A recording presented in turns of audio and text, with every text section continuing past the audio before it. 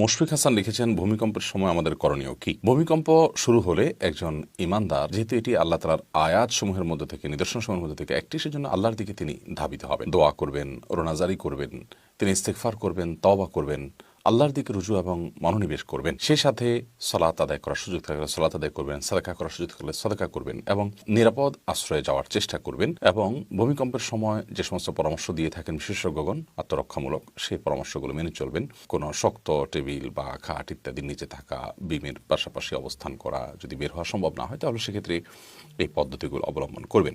সেই সাথে আল্লাহ তাআলার জিকির ইত্যাদি নেক আমলগুলো করবেন অব্যাহত গতিতে। নবী করিম সাল্লাল্লাহু আলাইহি ওয়াসাল্লাম যখন এরকম কোনো ঝড় বাতাস তিনি দেখতে পেতেন, তখন তিনি আল্লাহর কাছে পানাহ চাইতেন যে, আল্লাহ, এই ঝড় বাতাসের কল্যাণ আপনার কাছে আমরা চাই, এর অকল্যাণ থেকে আমরা আপনার কাছে পানাহ চাই। অতএব ঈমানদার যে কোনো মুহূর্তেই এ ধরনের পরিস্থিতিতে আল্লাহর দিকে আরও বেশি আমাদেরকে রুজু হতে হবে। ইনশাআল্লাহ বিদিনিল্লাহ আল্লাহ তাআলাই আমাদেরকে হেফাজত করবেন এবং রক্ষা করবেন।